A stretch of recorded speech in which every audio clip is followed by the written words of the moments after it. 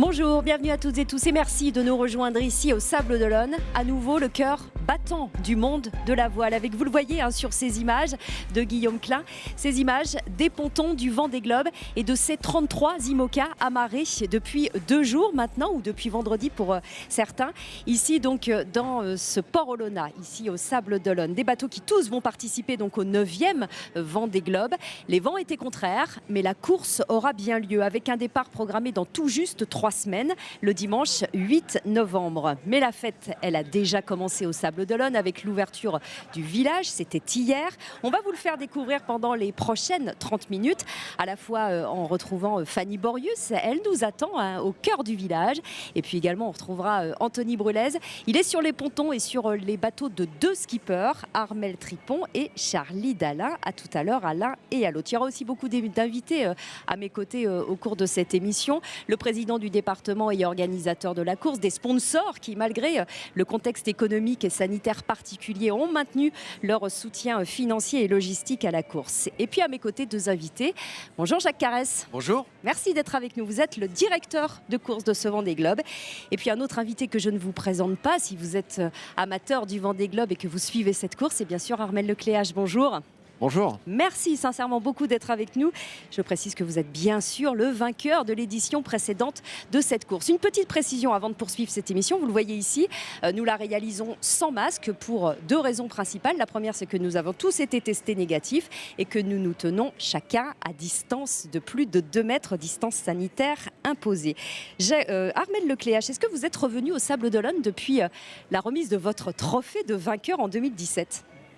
Alors oui, je suis revenu cette année. Au mois de juin, on a eu une épreuve sur le circuit Figaro, donc des plus petits bateaux que les bateaux du Vendée Globe. C'était la première course post-confinement pour nous les marins. Donc très heureux de revenir ici. Et puis là, j'ai accompagné Clarisse une dernière fois sur son bateau pour être ici amarré au Sables d'Olonne. Clarisse, c'est Clarisse Kremer, on en parlera au cours de cette émission.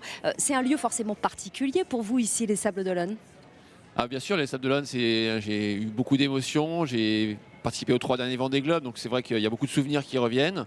Les départs sont des moments incroyables avec ce partage avec le public, cette émotion de la sortie du chenal et puis bien sûr le grand départ quand il faut quitter tous ses proches. Et puis bien sûr l'arrivée il y a 4 ans avec cette arrivée enfin en premier, victorieuse après 10 ans de travaux et de travail pour y arriver. Alors, on en reparlera bien sûr au cours de cette émission de vos défaites et de vos victoires aussi, puisque c'était la dernière fois. Jacques Carès, est-ce que vous avez redouté un temps que ce jour-là, l'ouverture du village, la course qui se prépare, qui se profile enfin, que ce jour n'arrive pas avec ce qui a pu se passer ces derniers mois ?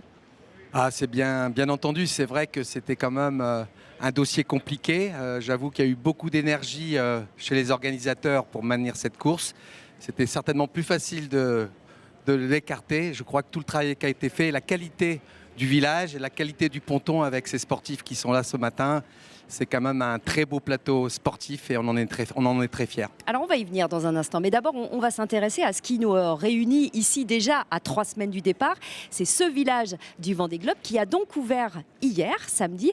Fanny Borius, vous êtes à l'intérieur de ce village, vous êtes sur le stand du département de la Vendée. Et oui, bonjour Virginie, le village du Vendée Globe enfin ouvert, journée complète aujourd'hui, tous les créneaux ont été pris d'assaut. Je vous le rappelle, la jauge est de 5000 personnes sur le village et ici je me trouve dans le stand effectivement du département. C'est ici que les visiteurs peuvent découvrir toute l'histoire de cette course mythique du Vendée Globe, les aventures qui ont jalonné les différentes éditions. Des visiteurs qui se pressent ici dans ce stand et nous allons retrouver Thierry de La Roche-sur-Yon. Il est venu, bonjour Thierry. Vous êtes venu aujourd'hui, pourquoi avoir tenu à être là ? C'est vrai que c'est un événement important pour le département et puis la ville des Sables d'Olonne. Donc c'est vrai que c'était important pour nous d'être présents dès le premier week-end. Et vous, le Vendée Globe, c'est quoi pour vous ? C'est une aventure certainement assez éprouvante pour les skippers. Et puis c'est vrai qu'au niveau notoriété vis-à-vis de à la fois la France et puis un petit peu les contrées plus lointaines, c'est assez porteur en termes d'image. Merci Thierry et bonne visite à vous. Les skippers, justement, qu'on retrouve sur les pontons, ils attendent les visiteurs là-bas à la jauge. Et de 700 personnes, c'est ce qui explique les quelques files d'attente qui ont lieu sur le site. Les skippers qui sont présents, il faut en profiter aujourd'hui et dans les jours à venir, puisqu'ils vont se confiner 7 jours avant le départ et beaucoup vont se confiner bien avant. Je vous le rappelle, pour vous inscrire, il faut vous rendre sur le site du Vendée Globe. Des créneaux sont disponibles entre 10h et 19h. Merci Fanny, on vous retrouvera un petit peu plus tard dans l'émission et les skippers, on va en profiter dans un instant puisqu'on retrouvera Charlie Dalin et Armelle Tripon et on en a un à côté de nous. Alors c'est Armelle Lecléache qui ne participe pas à cette course, mais le village, vous l'avez connu depuis toutes ces éditions du Vendée Globe auxquelles vous avez participé, ça fait partie aujourd'hui des courses, mais est-ce que finalement ça n'est pas une sacrée contrainte pour les skippers qui ont juste envie, on imagine, avant une course comme le Vendée Globe, de se mettre dans leur bulle? C'est vrai que la pression du départ est toujours compliquée à gérer pour les skippers. On a envie de partir. On sait que là, ils partent pour faire un tour du monde. Mais la chance du Vendée Globe depuis des années, c'est d'avoir ces bateaux 3 semaines ici présents avant le départ. Donc on a le temps finalement un petit peu de profiter. Moi, d'expérience, j'aimais bien cette première semaine, ces premiers week-ends où on peut partager avec le public. On n'est pas dans la pression immédiate du départ. On a bien travaillé les dernières semaines avec toute l'équipe pour arriver ici au Sable d'Olonne avec son bateau. Donc c'est un moment plutôt sympa. Et puis finalement, là, c'est plutôt la dernière semaine où on va vraiment rentrer dans sa course, on va être dans sa bulle. Et là, on a juste envie de partir. Et là, on a envie de partir et on n'est plus vraiment à terre. Parce qu'on est quand même, Jacques Carès, ultra sollicité quand on est skipper. Juste avant de partir dans un Vendée Globe classique, ce sera différent cette année. Oui, c'est vrai que les skippers sont très sollicités. Alors la première semaine de stand-by, entre guillemets, ils ont des visages beaucoup plus radieux, plus à l'aise. Et c'est vrai que dans la dernière semaine, moi, j'ai souvent eu l'occasion de rencontrer des skippers où le visage a déjà changé, ils sont dans leur course et le ton est déjà beaucoup plus sévère. Armelle Lecléache, est-ce que finalement, ce n'est pas une chance pour certains skippers? Est-ce que vous n'en auriez peut-être pas rêvé, vous, il y a 4 ans, de ne pas avoir le choix de devoir vous confiner et donc de pouvoir vous préparer tranquillement, sans public, sans pression médiatique à votre course? C'est ce que vont connaître les skippers cette année. Oui, c'est vrai que cette année, c'est particulier. Alors, ça a peut-être certains avantages pour être un peu plus tranquille à terre et profiter des derniers jours, mais c'est aussi, je pense que ça va être difficile pour eux. La transition va être quand même très brutale le jour du départ parce qu'ils vont monter sur leur bateau finalement que quelques heures avant de partir. Ils n'auront pas eu ce sentiment de pouvoir aller sur le bateau, de voir un peu une dernière fois avant d'y aller. Ça va être compliqué, je crois, dans la tête et il va falloir se préparer à ça. Ça va être nouveau pour les skippers. Maintenant, ils ont tous bien navigué, ils sont tous, la plupart, bien préparés. Donc, je pense que ce sera vite oublié après quelques jours de course. Et la course sera la même. Là, pour le coup, il n'y aura pas de virus. Une fois que la ligne de départ, tout va bien sûr, sera partie. Le village, je vous le disais, c'est aussi l'occasion, bien sûr, de croiser des skippers, même si ce sera un petit peu plus compliqué cette année et sur un temps plus réduit. On va retrouver Anthony Bollès, justement, avec l'un de ces skippers. Il est tout près de son IMOCA. Anthony, vous êtes avec Charlie Dalin, un des favoris cette année. Oui, effectivement, Virginie, bonjour à tous avec Charlie Dalin. Vous parliez justement des skippers qui étaient détendus à plusieurs jours du départ. C'est un petit peu ce qu'on a posé comme question à Charlie. C'est vrai que le coup de pression, vous ne le mettez pas maintenant ? Non, moi je suis monté un petit peu en pression il y a quelques semaines, parce qu'il restait encore beaucoup de choses à faire sur le bateau. Là, la liste de travail était encore longue. Aujourd'hui, on a rayé 99,9% des choses à faire sur le bateau. On est vraiment dans le détail. Donc aujourd'hui tout va bien et je pense qu'à partir du moment où je vais commencer à pouvoir me projeter dans la météo qu'on va avoir au départ, que ça va devenir un petit peu plus concret sur les premières conditions les conditions du début de course vont devenir un peu plus concrètes. Je pense que la pression va revenir tranquillement, mais aujourd'hui, je suis serein et détendu. Serein et détendu. Alors, on le rappelle, vous êtes marin, mais il est également architecte, et puis dans la cellule d'un certain François Gabard. Alors, avec tous ces atouts, qu'est-ce qui pourrait vous empêcher de triompher pour votre premier Vendée Globe ? C'est une course longue, le Vendée Globe. Moi, j'y vais. Je suis humble devant l'Everest des mers, comme on l'appelle. En course au large, il se passe beaucoup de choses. Sur le Vendée Globe, sûrement encore plus. Chaque édition, on a son lot apporte son lot de faits de course. Donc, l'objectif, c'était d'être aujourd'hui, d'être une fois amarré dans le port des Sables d'Olonne, d'être dans la position de pouvoir aller chercher cette victoire. Et après, il se passera ce qui se passera sur la course. Il se passera beaucoup de choses. Et déjà, arriver à terminer ce Tour du Monde, un Tour du Monde, c'est pas quelque chose d'anodin, même en 2020. Donc ça sera déjà une énorme réussite pour Apivia. Et après, voilà, la cerise sur le gâteau, ça sera de terminer avec un résultat sportif. Alors quand on joue la gagne, comme c'est votre cas quand même, est-ce qu'on prend des infos un peu sur la concurrence ? Je m'entraîne au pôle Finistère course au large comme plusieurs autres favoris. Donc je ne sais jamais s'il faut dire avec ou contre. Donc je m'entraîne avec ou contre Jérémy Veillou, avec Sébastien Simon. On a eu Thomas Ruyant qui est venu s'entraîner aussi en invité. Boris Herman, Samantha Davis et beaucoup d'autres. Vous connaissez toute la flotte ? Presque, non. Il reste encore deux inconnus. J'ai jamais navigué bord à bord avec Nicolas Troussel, par exemple. Donc son bateau est une grosse inconnue. Alex Thompson. J'ai navigué bord à bord avec lui sur les premiers jours de la Transat Jacques Vabre, mais rapidement il a eu son souci. Donc c'est un bateau, c'est les deux bateaux sur lesquels j'ai beaucoup d'inconnus. Bon, en tout cas, on va vous souhaiter plein de bonnes choses pour la suite, avant ces quelques jours de préparation tranquillement en famille. Et puis, il va justement se confiner un petit peu tranquillement, 15 jours, on l'a dit, avant le début de ce Vendée Globe 2020. Merci Anthony, on vous retrouvera tout à l'heure cette fois avec Armelle Tripon. Jacques Carrès, c'est un sacré plateau cette année pour ce 9e Vendée Globe. Quel chiffre vous impressionne le plus ? 33, le nombre record de skippers, 12, le nombre de bisus, c'est ces skippers qui font le Vendée Globe pour la première fois, ou 6, le nombre record de femmes cette fois ? Et oui, tous ces chiffres sont nouveaux et impressionnants. C'est vrai que le niveau sportif a encore pris un cran supplémentaire. Les marins d'une part, mais aussi technologiquement les bateaux. On est 19 foilers. C'est impressionnant de voir cette évolution technologique. Donc on est aussi dans l'attente, dans certaines interrogations, direction de course comme probablement skipper aussi. Donc c'est vrai qu'il y a un vrai plus sur cette édition-ci, très sportif. Et l'avantage, c'est qu'effectivement, on a un joli plateau de femmes, ce qu'on n'avait pas du tout en 2016. Donc c'est vrai qu'on est ravis d'avoir ces compétitrices autour de nous. Et en plus, elles sont de très grande qualité sportive. Pas laisser leur place, effectivement. Armelle Lecléache, on va parler d'un autre chiffre. C'est celui de votre record en 2016. Est-ce que vous le connaissez précisément ? Oui, j'ai souvenir bien sûr des 74 jours, des 3 heures. Après, je crois que c'est des 19 minutes et quelques secondes. Mais alors, voilà, allez, 35 minutes, 46 secondes. On a un peu triché parce que nous, on l'a regardé à l'avance. Mais quand on a fait un tour du monde, ça compte pas beaucoup. C'est quelques minutes. Est-ce que c'est un record qui va être battu forcément cette année ? Qui peut être battu bien sûr, parce que les bateaux, comme disait Jacques, ont progressé, les marins aussi, donc les bateaux sont plus rapides sur le papier qu'il y a 4 ans. Donc après, ce sera la météo qui va décider déjà, et puis la faculté des marins à maîtriser leur machine sans casser, sans avoir de soucis. Ce sera une des réponses qu'on va découvrir et qu'on va avoir pendant ce grand tour du monde. Donc oui, le record sera probablement battu. On parle des 70 jours, pourquoi pas, c'est pas impossible. En tout cas, je pense que pour la plupart des marins, ceux qui jouent la gagne, l'objectif c'est pas de battre le record, c'est d'arriver le premier ici au Sable d'Olonne, même si quand même, c'est un peu de battre le record, non ? On a toujours envie de battre le record de l'édition.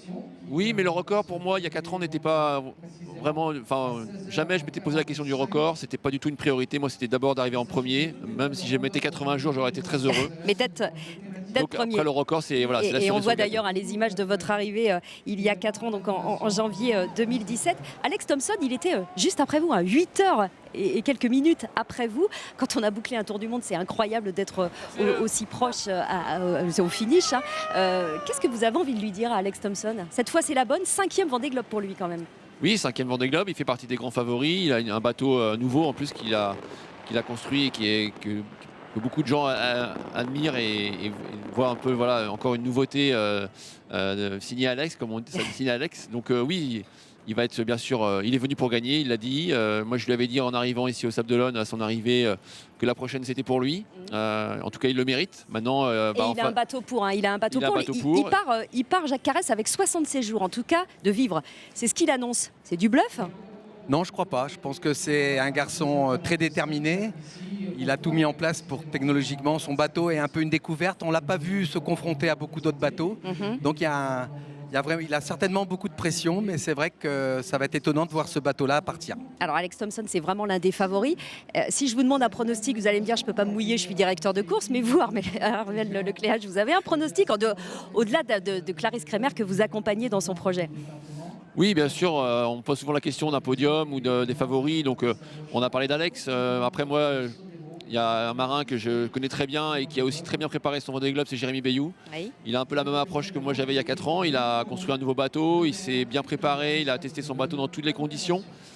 Il vient pour gagner, il vient que pour ça, donc il sera à surveiller de très près. Et puis on l'a vu, Charlie Dalin, il a aussi une belle approche avec. Alors lui, ce sera son premier Vendée Globe, mais certains l'ont gagné dès la première fois, donc il en est capable. Et plein d'autres marins, bien sûr, que je n'ai pas cités, mais sont capables de gagner le Vendée Globe. On a un super plateau et c'est sera très ouvert. Ce sera très ouvert. Et quand vous pensez à ceux qui participent pour la première fois et qui gagnent, on pense bien sûr à François Gabard. Merci beaucoup Jacques Carès d'avoir été avec nous pour cette émission sur l'ouverture du village. Une émission qui se poursuit bien sûr, puisqu'on va s'intéresser à présent à ces arrivées de bateaux qui se sont égrenés au fil des heures et des jours. Certains qui sont là depuis très longtemps puisqu'ils sont amarrés, c'est leur port d'attache, les Sables d'Olonne. D'autres qui sont arrivés jeudi. Certains jusqu'à au dernier moment, vendredi soir. Un moment forcément d'émotion quand on s'amarre ici, parce qu'on se dit que la prochaine fois qu'on le fera, c'est peut-être quand on aura réussi à boucler son Vendée Globe, peut-être quand on l'aura gagné. Retour sur ces arrivées avec David Jouillat et Nicolas Guilbault.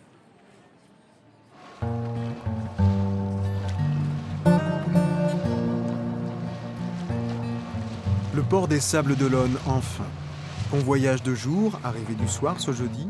Convoyage de nuit, arrivé la journée de vendredi. S'amarrer au sable, c'est le frisson d'une tension qui pointe. Le grand départ n'est plus très loin. Et des marins qui se délestent du poids des mois et des années de travail pour accoster ici. On est arrivé. Ça y est, là, on peut enfin dire qu'on y est. En effet, nous, on habite ici, donc on a l'habitude d'être là, mais on n'est que 3 bateaux d'habitude.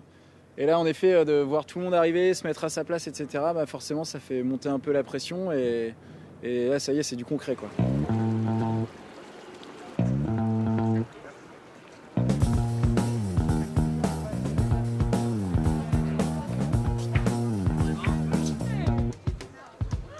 C'est toujours un moment important le convoyage parce que c'est la dernière navigation, donc on a envie que tout fonctionne.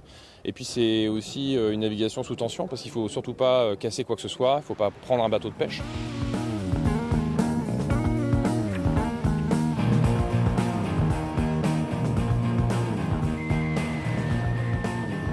Je sais que je vais partir pour de longues semaines. Et forcément, il y a un petit pincement au cœur. Et le fait d'avoir ce sas, un petit peu ce passage au Sable d'Olonne, où je suis loin de chez moi, je suis déjà un petit peu dans la course, c'est vraiment important. Les Sables d'Olonne, port des angoisses passées et des angoisses à venir. L'aboutissement déjà d'un rêve de marin, prendre le départ du Vendée Globe et pourquoi pas le finir, et qui sait un jour le gagner. Eh oui, c'est le rêve de ces 33 skippers engagés ici pour ce Vendée Globe. Bonjour Yves Vinet. Bonjour. Merci de nous avoir rejoints sur ce plateau. Vous êtes le président du département de la Vendée et également président de la société organisatrice de ce Vendée Globe. J'ai demandé tout à l'heure à Jacques Carès s'il avait douté à un moment que ce moment arriverait, l'ouverture du village, la course qui se profile. Est-ce que vous vous êtes sérieusement posé la question du maintien du Vendée Globe ? En tant que responsable d'un département et en tant que responsable du Vendée Globe, je ne me suis jamais trop posé la question sur le départ de la course. Par contre, on pouvait se poser légitimement des questions depuis le départ, depuis quelques mois, en se disant si la pandémie devait amplifier, que ferions-nous ? Et puis, il a fallu décider, donc je crois que c'était au mois de juillet. Vous avez décidé de maintenir et le village, oui, avec des jauges, on l'a expliqué tout à l'heure, et le départ avec des conditions de départ assez particulières pour l'instant. C'est ce qu'on sait, 9000 personnes le long du chenal, 4000 d'un côté, 5000 de l'autre. Est-ce que vous redoutez que même ce chiffre puisse être abaissé peut-être d'ici le 8 novembre ? Je crois qu'il faut être très républicain et s'adapter aux circonstances. Nous, le souhait que nous avions, c'était de lancer le village. Nous l'avons fait. Je dirais que c'est une première étape qui pour nous est importante, l'accueil des skippers, dans un cadre que je considère être complémentaire. Je rappelle que le Vendée Globe est un bien public, propriété du département, et que depuis son origine, c'est une course, mais c'est en même temps une belle fête populaire. Elle sera ce qu'elle sera, mais je ne doute pas une seconde qu'elle donnera un petit peu de sourire à notre population et on en a besoin actuellement. On en a besoin actuellement. Une course, ce sont aussi des sponsors qui vont aider bien sûr les skippers, vous en savez quelque chose Armelle Lecléache, à participer à ces courses et à pouvoir se préparer. Des sponsors qui sont également présents et qui ont dû adapter ou leur présence ou leurs animations à ces conditions sanitaires. Et c'est justement le cas du sponsor que vous avez retrouvé, Fanny Borius. On vous retrouve au cœur du village cette fois. Des partenaires, pas tout à fait près me dit-on, donc on vous retrouvera un petit peu plus tard, on reparlera des sponsors si on arrive à rétablir la liaison avec vous Fanny. On parlait de ces conditions de départ Armelle Lecléache, on va revoir, j'espère qu'on va pouvoir les montrer des images de votre départ il y a 4 ans maintenant.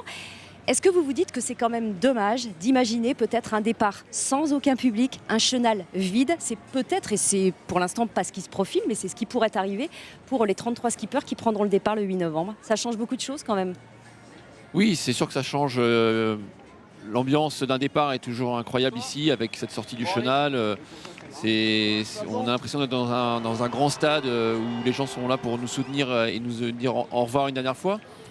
Maintenant, comme disait Yvo Vinet, c'est vrai que la course aura lieu et je crois que c'est d'abord ça le principal. Pendant plus de 3 mois, on va suivre tous ces marins et ça aussi, ça va faire du bien à tous les Français qui aiment le Vendée Globe de pouvoir voyager virtuellement à travers les différents médias et Internet pour suivre la course, les aventures. Et je crois que ça, la course, elle sera aussi, malgré le virus, elle sera aussi belle que ce qu'on a déjà vécu. Ah oui, parce que forcément, les skippers, une fois qu'ils sont partis et qu'ils sont testés négatifs, il n'y a pas meilleur confinement au monde, je dirais, que ceux des skippers qui sont engagés sur le Vendée Globe. Parlons des tests, justement, Yvo Vinet. Ils sont obligatoires pour tous les skippers avant de partir. On l'a dit, ils vont se confiner minimum 7 jours, peut-être plus. Jusqu'au tout dernier moment, ils seront confinés juste avant de monter sur leur bateau le 8 novembre au matin? Oui, je pense que on partage ce sentiment. C'est une course. Nous, dans l'organisation, dans le cadre du protocole sanitaire que nous avons traité avec le centre interministériel de crise, c'est de faire en sorte que ces sportifs partent dans les meilleures conditions. Je leur aurais redit ce matin, je crois que ça me paraît important qu'ils se protègent. Bien évidemment, tout le monde doit se protéger, mais eux doivent se protéger particulièrement parce que ça me ferait mal au cœur que quelqu'un soit positif à 3 jours du départ. Donc tout a été mis... Et qu'ils ne puissent pas être engagés, puisque il y a un point important, particulièrement cette année. Armelle Lecléache, vous en savez quelque chose, ce sont les remplaçants, c'est-à-dire ces skippers qui peuvent remplacer au pied levé le skipper entre guillemets principal. Vous avez été dans le cas inverse dans la route du Rhum il y a 6 ans. Je cherche son nom, pardon. C'était Loïc Perron qui est pourtant très connu. Loïc Perron qui vous avait remplacé au pied levé puisque vous vous étiez blessé et il avait remporté la course à l'époque. On voit que cette année c'est particulièrement important parce que peut-être que des remplaçants seront amenés à partir. Oui, tout à fait. C'est vrai que, alors c'est pas une obligation, mais beaucoup de projets, d'équipes et de sponsors ont choisi d'avoir un remplaçant pour pouvoir prendre le départ en cas effectivement de défection d'un des coureurs pour X raisons. Alors c'est vrai que cette année avec le virus et le fait qu'éventuellement un skipper serait positif, il y a un délai, je crois, qui est de quelques jours pour pouvoir prendre le départ. Mais si le marin ne peut pas prendre le départ, son remplaçant pourra prendre sa place. Et imagine à quel point ce sera une situation un peu compliquée, mais c'est possible. C'est possible cette année. Alors il y a un marin en tout cas qui est prêt à partir, c'est Jérémy Bayou. Il est sponsorisé par Charal et on va pouvoir retrouver sur ce stand Fanny Borius puisqu'on a réussi à rétablir la liaison. Fanny, vous êtes sur ce stand au milieu du village. C'est ça, au stand Charal avec Stéphanie Gérard-Best. Bonjour, vous êtes la directrice marketing de Charal. Alors, c'est la première fois que Charal va suivre un skipper justement sur cette course mythique du Vendée Globe. Pourquoi vous avez souhaité cette année vous aligner sur ce Vendée Globe ? Alors en fait, le projet a démarré il y a 3 ans, à l'issue du dernier Vendée Globe, quand on a choisi de s'engager dans le sponsoring sportif pour justement incarner notre nouvelle signature de marque qui est Vivons Fort. Et donc on a choisi de s'engager dans le sponsoring sportif avec Jérémy Bayou. Et donc le Vendée Globe, finalement, c'est le point d'orgue de cet engagement et c'est la course mythique, c'est l'Everest des mers. Donc pour nous, il était évidemment incontournable d'être ici aujourd'hui. D'accord. Et alors, c'est une stratégie pour vous de communication. Quelles sont les retombées économiques d'une telle présence, d'une visibilité ici au Sables d'Olonne et pour ce Vendée Globe ? Alors en fait, effectivement, c'est une stratégie pour nous de communication. Ce qui est important déjà, c'est les valeurs que l'on va faire partager sur la marque, puisqu'on va faire partager à la fois les valeurs d'innovation, de plaisir autour du projet, d'énergie qu'il y a derrière cette signature Vivons Fort. Ça a beaucoup d'impact sur notre image de marque. On a de très bons résultats aujourd'hui, de très bons retours aussi sur les réseaux sociaux et beaucoup de retombées médias également, car notre skipper nous a cette année offert deux belles victoires, donc beaucoup de retombées médias. Merci beaucoup Stéphanie Gérard-Besse, directrice marketing de Charal. Merci beaucoup à l'une et à l'autre. Donc depuis le village, on va s'éloigner un tout petit peu du village pour aller bien sur les pontons où nous attend à présent Anthony Brulez avec un autre de ses skippers engagés cette année. C'est le Nantais Armel Tripon. Première participation pour lui, Anthony, avec une préparation pas telle qu'il l'avait imaginé, bien sûr, et pas seulement à cause du confinement. Effectivement, on est avec une partie de la famille Tripon, puisqu'il y a Swan aussi, le plus petit, qui est avec nous. Bonjour Armel. Alors on disait, c'est vrai, une préparation qui a été un petit peu tronquée aussi, parce qu'il y a eu un peu de casse, il y a eu un bateau qui n'a peut-être pas eu tous les 1000 espérés au départ. Comment vous appréhendez votre premier tour du monde en solitaire ? Quelles sont les appréhensions ? Alors avec beaucoup d'envie, beaucoup de motivation et d'excitation. C'est vrai qu'il y a eu quelques soucis de jeunesse, mais qui sont un peu inhérents au bateau neuf, on va dire. Et puis après, voilà, c'est la prise en main d'une machine assez redoutable qu'il faut dompter. Et voilà, donc aujourd'hui, c'est avec un bon état d'esprit que j'aborde ce Vendée Globe. Alors vous avez un des bateaux les plus spectaculaires, entre guillemets, puisqu'il est différent un petit peu des autres. En quoi il se différencie des autres monocoques présents sur ce Vendée Globe ? Alors, il se différencie d'une forme de carène différente avec beaucoup de volume à l'avant, ce qu'on appelle des SCO. C'est un peu comme une grosse pastule de ski, voilà, pour permettre de passer mieux dans les vagues et du coup d'aller plus vite, de tenir des moyennes plus élevées. Et puis un pont très dégagé, comme on peut le voir là, très plat, qui nous permettent de vraiment faire filer l'eau. Et des foils qui sont aussi différents de par leur design pour se rapprocher un peu plus du multicoque. Alors, vous gagnez, on le rappelle, la Mini Transat en 2003, la Route du Rhum en multi 50, c'était en 2018. Est-ce que vous rêvez un jour de gagner le Vendée Globe et pourquoi pas cette année ? Déjà le finir, et voilà, mais après pour gagner, il faut déjà finir, comme dit l'adage. Donc, ouais, chaque chose en son temps, mais c'est vrai que cette course, je l'aborde avec pas mal de sérénité et puis un bateau qui a des vraies possibilités. Maintenant, c'est 70-75 jours de course, donc voilà, avec beaucoup d'aléas. Et je crois qu'il faut rester humble par rapport à tout ce qui peut arriver en mer, quoi. Virginie le disait, on est à 3 semaines du départ. C'est quoi le programme à venir pour vous maintenant ? 99% du bateau est prêt ? 98, il y a encore 3 semaines. Bon, on était dans un timing court, nous on a mis à l'eau en février. Et donc ça a été à chaque fois quand même un peu la course contre la montre. Donc on avait gardé ces 3 semaines de préparation pour faire plein de petites choses qui sont importantes mais qui ne sont pas non plus conséquentes. Et voilà, donc tous les gros dossiers sont derrière nous et maintenant toute l'équipe technique est encore d'arrache-pied pour pouvoir préparer le bateau au mieux, quoi. On vous souhaite plein de bonnes choses, Armel Tripon. On le rappelle, l'un des régionaux de l'étape puisqu'il est nantais, Armel Tripon. Effectivement, merci. Bon vent à lui et bon vent aux 32 autres skippers, bien sûr, qui prendront le départ de cette 9e édition. Un mot, Yves Vinet, on est certain qu'il y aura bien une 9e édition du Vendée Globe, il faut le dire quand même, quelles que soient les conditions. Écoutez, il y aura un départ en mer, au pire, au large. On verra. Ce qui est clair aujourd'hui, c'est que nous avons ouvert un village en vue du Vendée Globe 2020 avec un départ le 8 novembre à 13h02 et il partira le Vendée Globe. Je peux vous l'assurer. Parce qu'il n'y a rien qui peut nous empêcher de le faire partir au moment où je vous parle. La course d'un point de vue sportif et bien sûr ce sera à suivre, je le précise, sur France 3. Merci beaucoup Armel Lecléage d'avoir été avec nous sur ce plateau. On pourra vous voir ici si on vient se promener sur le village du Vendée Globe. Alors je serai là pour les derniers jours pour dire au revoir alors virtuellement aux skippers, mais surtout être présent aussi pour le départ sur l'eau et animer aussi la course à travers les médias. Voilà, je vais être un petit peu commentateur pour donner mon avis, mon expérience. Et quelle expérience. Merci beaucoup en tout cas d'avoir été avec nous. Merci à vous de nous avoir suivis. Tout de suite le 12-13 et puis on vous donne bien sûr rendez-vous pour le Vendée Globe. Ce sera pour le départ le 8 novembre. Très bonne journée à toutes et à tous.